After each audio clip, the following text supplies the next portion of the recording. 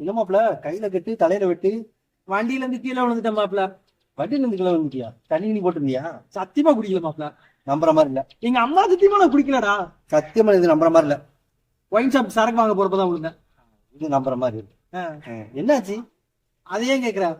நல்லாதான் போயிட்டு இருந்தேன், திடீர்னு வலிக்கு விழுந்துட்டேன் மாப்பிள. மாப்பிள?